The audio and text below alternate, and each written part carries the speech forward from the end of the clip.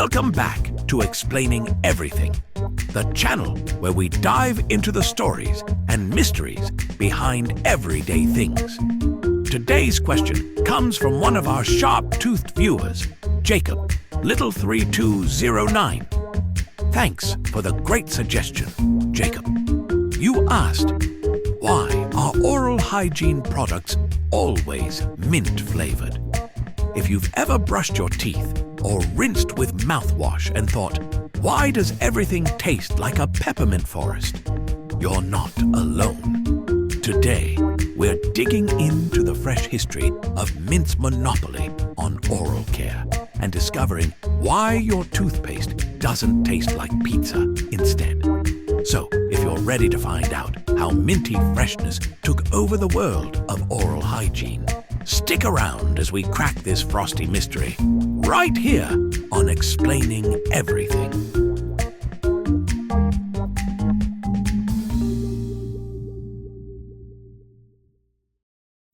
The story starts with one very human problem: bad breath. Nobody wants to be that person. You know, the one whose morning breath could knock over a houseplant. For centuries, people tried all sorts of weird things to fight halitosis. Ancient Egyptians chewed on cinnamon bark. Medieval Europeans sucked on cloves. And some genius in ancient China thought boiling herbs in vinegar was the solution. Spoiler, it wasn't. Enter mint. The cool, refreshing zing of mint doesn't just mask bad breath. It feels like it's doing something. That icy sensation is all thanks to menthol, a compound that triggers your cold-sensitive receptors. Essentially, mint tricks your mouth into feeling fresh, even if you just downed a plate of garlic shrimp. Pretty clever, huh? Before minty toothpaste, people cleaned their teeth with some, let's call them interesting options. Burnt breadcrumbs, crushed bones, and charcoal were popular choices. It was less about taste and more about scrubbing your teeth like they owed you money.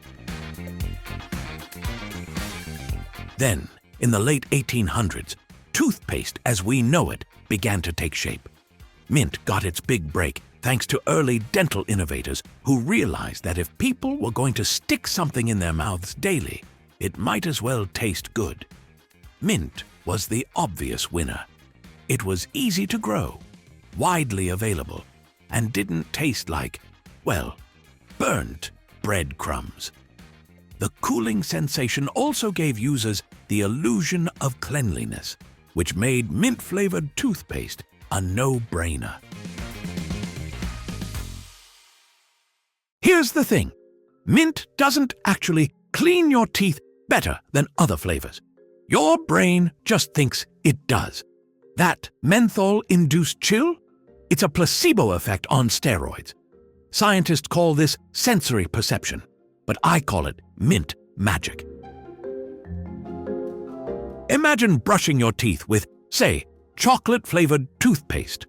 Sure, your teeth might be just as clean, but your brain will scream, "This feels wrong." Mint, on the other hand, has been so ingrained in our oral hygiene culture that it's become shorthand for freshness. It's the Pavlov's dog of dental care. We see mint, we think clean. Now, you might wonder why other flavors haven't dethroned mint. I mean, wouldn't it be fun to wake up to bubblegum or mango toothpaste? Well, some brands have tried, but mint is like the Beyoncé of oral care. It's the standard. Part of the reason is practicality. Mint's strong cooling profile easily overpowers any lingering odors or tastes, making it the MVP of mouth freshness. Flavors like strawberry or vanilla, they're too mild for the job. Another factor is branding. Mint signals serious business in oral hygiene, while fruit-flavored toothpaste screams, "I'm for kids who still believe in the tooth fairy." Adults want something that feels effective, and mint delivers that psychological punch. Interestingly, mint's dominance isn't just a Western thing. Across the globe, from Japan to South Africa, mint has cemented itself as the gold standard of oral hygiene. Some cultures incorporate local flavors, like neem in India, but mint always seems to find its way into the mix. It's like the flavor equivalent of that one friend who somehow shows up to every party, uninvited, but still welcome. What if we ditched mint altogether? Would oral hygiene crumble into chaos? Probably not, but it would feel weird. Mint has become so tied to the concept of cleanliness that any alternative would have to work extra hard to convince us it's worth the switch. Besides, mint's versatility keeps it on top. It pairs well with fluoride, baking soda, and other toothpaste ingredients. Plus, it doesn't clash with your morning coffee. Imagine brushing your teeth with orange-flavored toothpaste and then taking a sip of espresso. Disaster! As much as we like to gripe about mint monopolizing the oral care aisle, it's hard to argue with its track record. It's practical, effective, and frankly, tastes better than charcoal or burnt toast. Sure, we might see more experimental flavors popping up in the future. Bacon-flavored floss, anyone? But mint isn't going anywhere. So next time you brush your teeth and feel that icy tingle, remember, you're part of a centuries-long love affair with mint.